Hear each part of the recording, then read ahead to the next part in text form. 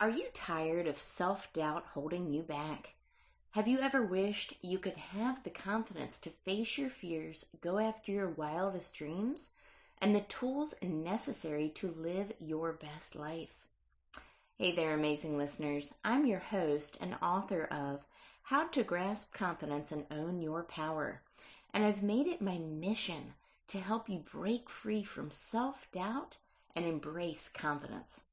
Subscribe now and join us as we unlock the secrets to unshakable self-assurance. Let's dive in.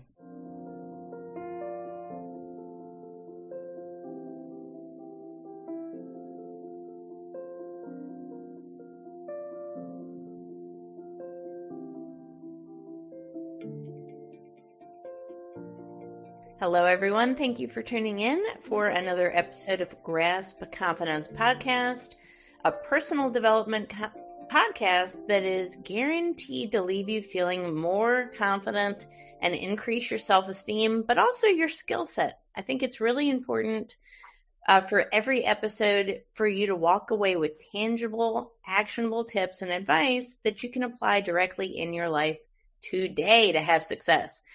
So this episode, I want to talk about entrepreneurial confidence. Why? Because so many people stop before they even start. Oftentimes we think about all of the steps it's going to take to get somewhere, and that prevents us from pushing the button and getting going. So today I want to interview Tim Perkins. And Tim and I met on LinkedIn just a week or so prior, and we've already had a good conversation. I saw some alignments, and I thought he would be a great guest on our show. But Tim, I will let you introduce yourself. Thank you so much for being a guest today.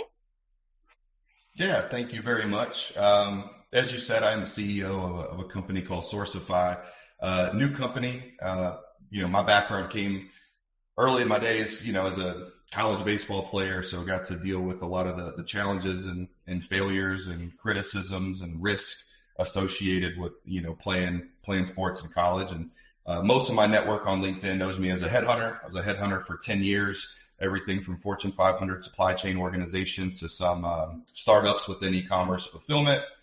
Was fortunate enough to launch a trucking company that did some pretty incredible things, growing from zero to nearly $100 million without any funding. And then took the risk to be an entrepreneur again and be the CEO of an organization at a pretty unique time. So it's been amazing, and connecting people like yourself and being able to talk about the journey has been a pretty cool thing to be able to impact other people's decision and taking similar risk. Love that. It's, no risk, no reward. We've heard that saying, it's easier said than done though. Again, a lot of people stop before they even start. And I see this all the time. It doesn't matter if it's entrepreneurial goals, if it's an athletic goal, right? If it's almost any kind of goal, a healthy lifestyle change goal. We have these grand, aspirations, and then we stop. So a lot of times that success is really just at that inception. And if you can develop healthy, habits, geared toward that success and really consistency. If you're just willing to be consistent and keep showing up, right? Keep showing up, consistency. I was watching a podcast the other day, and, they said if you can do anything 10 minutes a day, every day, at the end of a year, you'll be in the top 1% in the world at that thing. And that really hit home. Like 10 minutes a day, that's it. And it's like, well, if you do 10 minutes of anything, it could be working out, it could be eating right, it could be learning to play the guitar, it could be anything. But 10 minutes every day, just the power of consistency. You're absolutely right. Risk is big, but, I saw another one that said, choose your hard. Waking up every day and working out is hard, but being overweight and being unhealthy is also hard. Working at a job you don't like is hard. Starting your own entrepreneur journey is hard. So what hard do you want to choose? I think is something that we all have to make that decision. Absolutely. It's nobody ever said, I'm pretty sure it's not written anywhere that starting a business is easy, right? It's not. No. It's not. And actually that's where I happened think, to me. no, and setting expectations is huge at the beginning of any journey. It's the expectation of this is going to be hard. I am going to fail. People are going to doubt me. There's going to be times I feel like quitting. There's going to be times where it doesn't make sense, and that means you're probably doing the right thing. Because those are all normal emotions that entrepreneurs feel, and that's not even just entrepreneurship. I think it's in relationships, it's in marriages, it's in parenting. Anything worth having is going to be challenging. It's just setting the expectation to say, you know what, this is going to be hard. There's going to be times where this doesn't make sense. It's easy to throw up your hands, but that's going to be just as hard, because then you got to look in the mirror and say, man, I'm being complacent. Am I really maximizing what I was put on this earth to do? And I talk to so many executives, and they feel like they're not anywhere near their limit. There's so much more potential left in their career, and they're just stagnant. But it's the risk of, man, if I start over again, or if I start a new company again, or if I take this endeavor on, what if? And it's like, yeah, but what if you don't, and you just stay complacent, and you're on your deathbed one day wondering what you would have been if you would have taken the risk. And that's just something I don't want to deal with. I'd rather be on my deathbed and know what the results were of the risk than wondering what would have happened if I took it. Absolutely. That was a huge turning point for me as well, because I fully started my journey in entrepreneurship in 2022. I left my role as a corporate sales director and tried something on my own, right? I didn't know the end outcome. I had no idea where my journey would take me. I just did it. And it's so powerful just to start. And you know what? If you're consistent and you keep showing up, eventually your name becomes synonymous with, right? And it doesn't take that long for people to associate your name with a service, an offering, an experience, right? And then all of a sudden you become that go-to person, that subject matter expert, that authority in your field or niche. And it really doesn't take that long, but it does take some self-belief and consistent effort, don't you think? Absolutely. Figuring out who you want to be, the consistent effort, even just posting every day. I have a couple people that try to get on LinkedIn, and they post more, and then they stop, and they post, and they're like, well, I only got 2 likes. I only got 10 likes. I only got 15 likes. And then they stop. And there's times I would be lying to you to say that sometimes I post, and an hour later, if I only have 3 likes, I question. I'm like, should I just delete it? Because clearly this didn't resonate, or maybe I posted at the wrong time. But that's where it kicks in. It's no different than going to the gym every day, and then 3 or 4 days later, you feel like you look the same, so you just quit.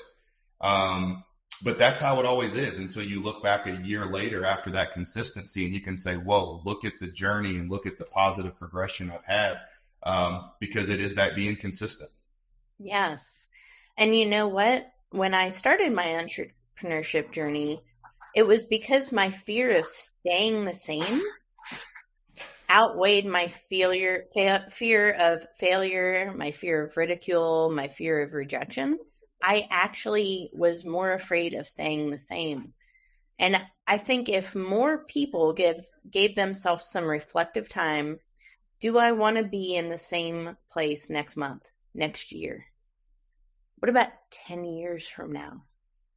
If you're in the same spot, are you going to be happy, fulfilled, and purposeful and abundant, right? Are you going to feel good about yourself overall? And it's, not an easy question to ask ourselves, Tim, but I think it's an essential one for growth, right? Oh, yeah. Yeah, I did a post. It's funny you say that. 2 weeks ago, I think 2 or 3 weeks ago, I posted something saying when the amount of discomfort or unhappiness outweighs the risk of the unknown. So when you get to a point that you're so unhappy that it's worth taking the chance because you're just that unhappy, that's when real change can happen. But you have to come to that realization, like you said. And most people don't just, I hate saying meditate or pray, but most people don't have that reflective conversation with themselves and just say, all right, where is my life going if I stay on this pace? Like, where is it going to end up a year from now? Where is it going to end up 5 years from now? And then am I okay with those results? And some people are built differently. Some people, I have tons of friends that they make X amount of money. They have a happy marriage. They have a great life and family. And they're just okay and they're happy. And honestly, that's okay. And sometimes I'm envious of that because sometimes I feel like I was born where there's no satisfaction, that I'm always hungry for something else. Nothing's enough. I can never make enough money. I can never be a good enough father. I can never, coach and mentor kids better. And that's just a drive that I think that I was born with. And sometimes I wish I could just find complete happiness and solitude. And that's why I think waking up every day, being grateful and starting your day with gratitude is so important. Because if you skip that step and you go straight to I hate saying David Goggins mentality, but straight to the attack everything, kill everything, beat everybody. It's like, well, hang on. I do agree with those things. However, I think starting with gratitude and recognizing, hang on, I'm in a good spot. I am blessed. I do have, a family. I do have the ability to work hard. I do have resources in my life that can create impact in what I do and other people. And that gratitude, I think, can start your day off in a very impactful way, because it's easy to turn on the radio or the TV, the social media, and just see so much ugliness and so much hate and so much negative things, politically and all that you forget, hang on, I still have the freedoms. I still can wake up every day and choose my destiny. I can choose the success that I have as far as that I choose to be consistent. Versus looking at what's out there in the world saying that this is such a hard time and we're in a recession and this market and this president. It's like, man, there's so much to be grateful for and thankful for every single morning. And I just think it's important to start your day that way. Well, you're speaking my language. What can I say? So this podcast is called Grasp Confidence. The first letter, G, stands for gratitude. And I agree with you. I think gratitude should be our very first activity in a day. And the reason I came to that realization, I was at one point in time reading a lot of self-help books, a lot of success books. And I noticed that, the word gratitude was mentioned somewhere in just about all of them, right? Chapter 7, chapter 14, chapter 21, chapter 11, whatever. But I thought that was not correct. I thought it should be chapter 1, right? Chapter 1, the first thing, the first lesson. Because to me, gratitude is just that law of increase, like you're talking about, right? If you're grateful and appreciative, all of a sudden you get more of it in your life, right? And complaining is the opposite mentality. Complaining would be the law of decrease. And I tell my daughter, who's 8 years old, all the time, I say, every time you complain, it's like taking a coin out of your piggy bank. Every time you express gratitude, it's as if a coin is added to your piggy bank. Which would you rather have? It is. And it's funny. I was reading this thing, this medical article, I guess it was a couple of months ago. And it was showing when they hooked the neurons or the neurology side of the brain, where it can track anxiety and what happens within the brain, and then it tracks gratitude. And they found it to be impossible to be anxious and have gratitude at the same time. So when I think about the worry or the anxiety of entrepreneurship or of being a parent, all the different things that we worry about, our bank accounts, our retirement. And then when I realized that you cannot be thankful and anxious at the same time. Now, I will say I'm a faith-based guy, so I have tons of verses around do not worry, do not be anxious in anything. But just even knowing the science behind it, which is just you can't be thankful and anxious at the same time. So it's like, okay, now I actually have the choice that when my brain starts going into, wait, I didn't transact this week, I didn't have a new client this week, if I can stop and be thankful that I have the opportunity, or did I have at least a good call this week? Did I build a new relationship this week? And choose to take that anxiety into gratitude. It was pretty cool to see the science that you just can't have both at the same time. Absolutely. When we're anxious, we tend to be focused on the future, right? When we're depressed, we tend to be focusing on the past. But when we're grateful, It's a superpower because it actually anchors us to the present mind. And that's really where all that creativity is. And, that's when that creative expression that we have just kind of shoots up, and we really have this like untapped, limited potential in the present mind. So it really is a superpower. It's interesting, right? And you're applying that in business, but it can is be very interesting. Well, especially when I can't remember the number, but it's something like, I always tell my athletes when I coach in baseball, control the controllables. And so many times when you peel back what you're worried about, a lot of it's just out of your control. I've had some unfortunate luck in my life. My brother died at a young age at 22 years old, unexpectedly. My mother died at a young age, unexpectedly. And there's only so many things I control. So when I start looking at my dad's health, or I look at my kids and I look at things, if I let the worry of, well, what if they don't live long? Now, I do believe in taking advantage of present time. Time is the one thing that you can't pay for, you can't get back, and you're not guaranteed. So I think valuing time is important. Now, being anxious and worrying about time is not something you should do. But I do think that understanding the value of time, because people get into entrepreneurship and 90% of them it's financial. I want to make millions of dollars, and people don't realize the time value of making that kind of money. If someone said, hey, you could make $1 million, actually, this was another podcast. It was, you could make $10 million today, but you died tomorrow. Would you take the $10 million? And they were like, well, no. It's like, okay, so you value your day today of at least $10 million. All right. So if you value your today for $10 million, what do you have to be complaining about? What are you worrying about? You just traded your life for $10 million. And it was just one of those perceptions where you're like, okay, that's true. So I think valuing time is another thing that a lot of entrepreneurs and people just, they're like, oh, it must be nice. Man, do you know the time I sacrificed to get to where I'm at? And that's a sacrifice most don't understand. Absolutely. It's a lot of sacrifice. It's a lot of behind the scenes that nobody sees, right? But there are failures that happen along the way. And it's not that, those failures are not going to happen, but it's reframing the failures when they do happen to opportunities of success. And I've seen this in my own life as well. Before I took that headfirst dive into entrepreneurship, I actually had another corporate job lined up. But I kept failing to secure a house in that area. It was out of state.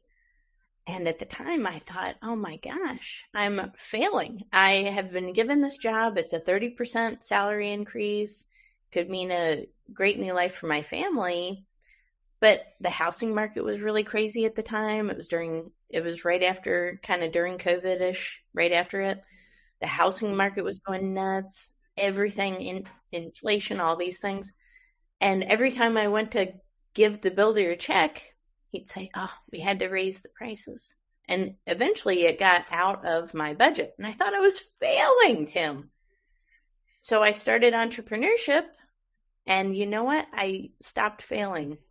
It was more of an alignment with my values, an alignment with skills and things that I wanted to pursue. So failures are going to happen in life. It doesn't mean that it's a bad thing. Sometimes it means there's something even greater waiting for you, right? Oh, that's an unbelievable point, and I use that so often. So learning to love to fail, because when you love to fail and you change that, I don't want to fail, I'm scared of failure, but you actually love it. When you love to fail, that means you love to learn. That's how I look at it. Because when I learn, I can make sure I don't fail the same way twice, right? That's the goal. It's, you're shooting free throws. If I miss the free throw short, my brain says, do not miss short again. You can miss again, but don't miss the same way again. And so failure is huge. And not only should you strive towards it, but I think you should embrace failure, because I think that's when so many people go into depression and they go into self-criticism and they go to these negative things because of failure. It's like, man, this is part of it, and which is actually why I love the game of baseball, when these Hall of Famers hit 300 and make millions of dollars, when your batting average is 300, that means you got out 7 out of 10 times. You're getting out 7 out of 10 times and you're making millions of dollars and you're a Hall of Famer. And so I know that that's the one sport that you fail more than you succeed, but yet you're still looked at as something unbelievable. It only takes one great success that overcomes the failure, just like in golf. Golf is the most frustrating sport in America. It's a ball that doesn't move. You have hundreds of yards to play with, and you still can't hit it straight. But it just takes that one ball you actually hit straight, and you're like, yes, I'll keep playing for 4 more hours. It really is.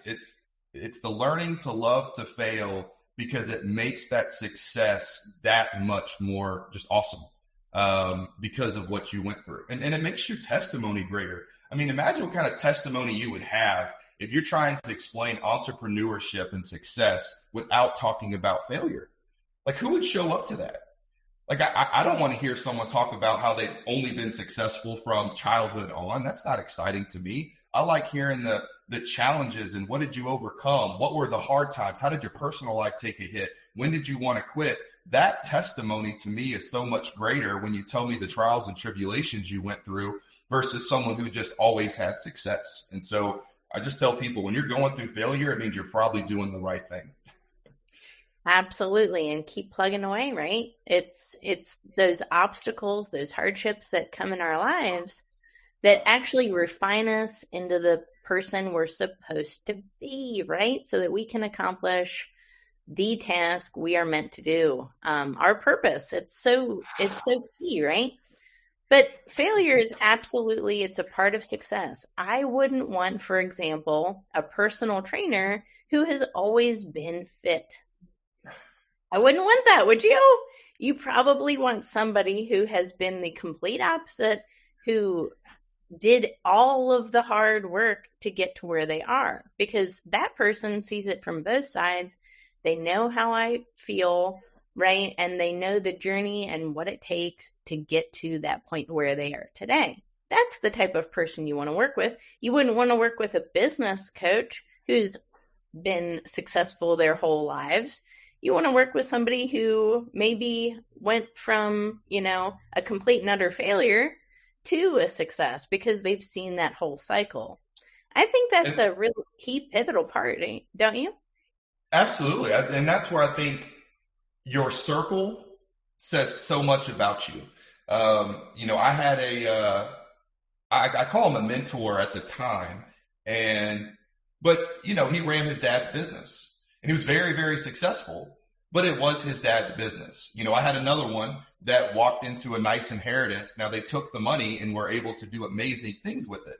But I'm like, man, that's not the same as what I have to build. I'm building something from nothing. I don't have a daddy's company. I don't have $1 million to play with to start something. Even getting into real estate, I don't mind telling people, like, I took out a home equity line of credit and said, you know what, I'm going to put my house on the line for me to get into something that I know is something I want to get into, which has been real estate. And the return has been almost 300% in 9 months in that return. But I had to take the risk. I didn't have someone's money to hand it to me. So I think who you have in your circle, because if someone's always motivating you to make decisions, but they never had to make those decisions themselves, it's like, all right, is this really the right circle, that I need to have that pushes me in the direction that I want to go? Absolutely. It's all about that circle. And I think about that in terms of confidence as well, right? If we're hanging around people that bring us down, hanging around people that stay the same, hanging around people that don't uplift, don't support, don't elevate, guess what? Eventually you turn into your circle. You're only as strong as that. So it's really important, whether you're an entrepreneur, whether you're a corporate executive or leader, it doesn't matter. Your circle is going to be indicative of where you go as well. It's so important. You've got to surround yourself with a network like that, don't you think? Yeah, normally on podcasts, I try not to quote rappers. Usually rappers are not the most influential in my line of work. However, the late Nipsey Hussle said something pretty cool. He said, if your circle doesn't inspire you, you don't have a circle, you have a cage. And that was deep. That one was like, okay, I don't know this guy really well as a rapper, but that right there is something that I won't forget, because if I have people telling me, well, hey, do you really want to take that risk? And what if this happens? Or what if this happens? You start to get in that, maybe I need to be more complacent. Maybe I shouldn't take the risk. Sometimes you question if it's pride. And that's one thing that I personally pray about. I'm sure some meditate about it, but I think making sure that your goals are not prideful goals, right? And that's why, and how do you recognize prideful goals versus the right goals? If your goals also help other people is what I like to look at. When I look at my goals and it's like, it might be making a couple $1 million a year, or it might be this much real estate. It might be this much in my kids' retirement, whatever my goals are. If they're aligned with values that impact other people's lives in a positive way, then I know it's not pride. I don't want to make $2 million a year because I want a yacht and because I want a vacation house. It's because I have nonprofits that I'm involved with. It's because I have people that need housing. It's because I hate the fact of how many homeless veterans that we have. And so I know that my passion for success monetarily is because of how many people that I want to help. And I think when you're aligned that way, it makes your goals and your ambition worth striving, versus if it's just dollars. You're going to get to a point financially as an entrepreneur with success that you're going to have everything. You're going to have the dream car. You're going to have the house. You're going to have your 401k maxed out. You're going to be an empty nester one day, and you're going to say, well, now what? And the money's not going to matter. But what's going to matter is, how are you impacting other people's lives in a positive way? Are you making a difference? And most people don't ever get there because they're so concerned about the dollar amount. They forget the purpose of why they're doing it. And that's why you see depression with celebrities and artists, because it's like they have all the money, but they realize, like, wait, that's not really what I thought the happiness was from. And that's why I think the power of relationships is a bigger power than any financial power, because relationships really are, in my opinion, what we're on this earth for. It's just the relationships with other people. Absolutely. 100% I agree with you on that. I think a part of any of our purpose is to help elevate other people. It's not for, sole selfish gain. It's how can I take my skills, my abilities, my successes, my lessons that I've learned in life, and help others as well. It's not, we should not operate in silos, right? So how can I use those God-given things to help elevate other people? And when we think outside of ourselves, all of a sudden we're a little less anxious. All of a sudden we're a little less depressed. All of a sudden we're a little bit more successful, right? Again, it's that law of increase. That expression of reciprocity is inherently a grateful expression, right? So you're showing gratitude, you're expressing gratitude, you're being reciprocal. And what does that lead to? And it always comes back to you. It's not to say that you should give for the sake of getting something back, but it's the expectation of giving without expecting something in return, to just simply help someone else. That's where the power lies. Absolutely. I mean, that's why. Well, yeah, when I became a headhunter, it was because it was truly a win-win situation. Organizations needed talent. I had candidates that were open to opportunities because they were unhappy. And so I got to have the candidate get the win of a new job and impact their lives and their career. The company's happy because they have great talent. And, obviously there's a monetary transaction in the middle, which allows me to put food on the table for my family. But it really is a win-win. And that's why I started Sourcifi. It's a sourcing company to where my customers never pay me $1. They say, Tim, here's the specs of the warehouse or the racking or the equipment or the truck parking or the talent that I want. Go find it for me. Here's our budget. Long as I bring it back to them under the budget that they have, they win. And now the people with the warehouse, with the trucks, with the trailers, with the parking, with the candidate, they're making sure I'm taken care of because I am promoting what they do for work, whether it's they're a service provider or a product. I am promoting it by selling it to customers that's in their target industry anyway. So it's truly a win-win. And to your point, I did this with a customer that left me a great testimonial on my LinkedIn profile. He had a budget, he had specs, and I was able to find the equipment for him. The problem was there wasn't any money in the middle for me to make $1. And so they bought 50 pieces of equipment that genuinely would have made me anywhere between, we'll say, $50,000 and $100,000.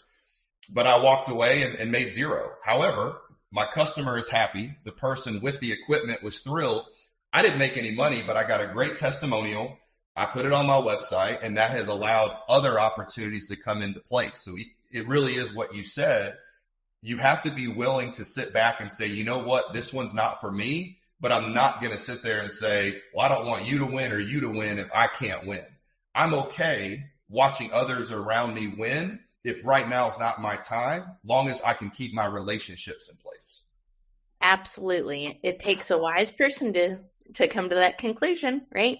But it's ultimately, that's a success mindset. That's an abundance mindset, right? It's not scarcity. It's not limitation. That's growth and abundance. So there's a lot that we can all learn from that, I think. Oh, yeah. And I believe in, you can call it karma. You can call it what goes around comes around. But I truly think if you do the right thing, which you know is right, and you step away from it and you look at it from hang on, I want this to work out. I want to be the reason this marriage can't work out. Go do it, and I'll take this one out. I think that you do. The abundance comes, the blessings come when you have that mentality of true win-wins, even if that win isn't involving yourself. I saw this girl the other day on a podcast, and she made her first $1 million commission. And she said it was the loneliest day that she's had in her career because she didn't have anyone that she could call to celebrate. Wow. And I started thinking about that, and I was like, if I made $1 million today on a deal, who would I call?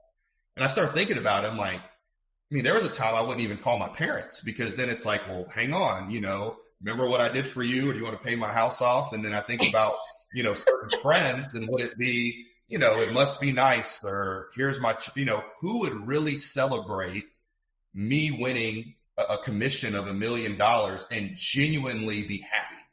And that's when all of a sudden you probably can count them on one hand, if that, who would genuinely be happy.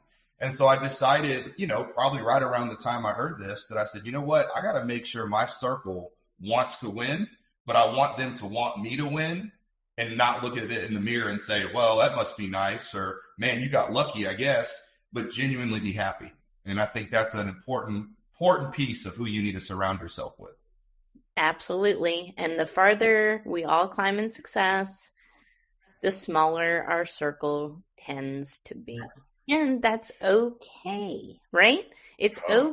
I tell my kids, I talked to my daughter about it 2 days ago, and I said, I don't mind people knowing I'm a sheltering dad, but I do audit my kids' phones. I don't believe in their freedom to social media and everything at a young age. And I said, why are you talking to this person? This person has let you down. They've lied to you. They haven't been a good friend.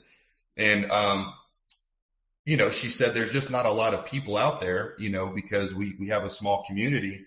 And I said, I've told you this. I've told your brother this. My kids know this. It is better to be alone than with the wrong people.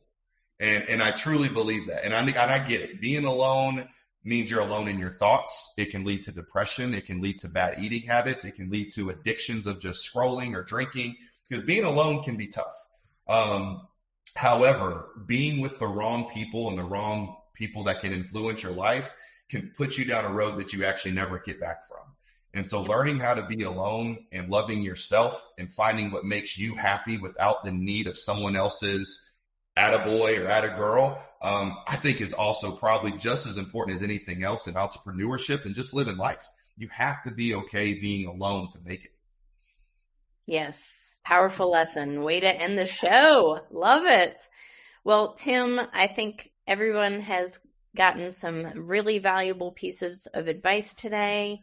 I hope this helps everybody in their journey for success, whether it is staying in a corporate environment or starting your own business. It requires a lot of confidence to do that. Just know that it is possible. You just have to get started, keep showing up, and keep that circle around you very uplifting It's important. Otherwise, we're going to go right down with them. So, Tim, thank you so much for being a valued guest on this show. And thank you for everyone who tuned in. Don't forget to hit subscribe and leave a review. And if you have a favorite episode, let me know what it is so I can thank my guest once again. But thank you, Tim. We will catch you guys on the next episode. Talk to you soon. And that's a wrap for this episode of Grasp Confidence. Thank you for joining me today and investing in yourself. Remember, building confidence is an ongoing journey, and each step you take brings you closer to the empowered, fearless version of yourself that you were born to be. Don't forget to visit my website, follow me on social media, and purchase my book, which is available on Amazon. Thank you for listening. We will see you on the next episode. Stay confident.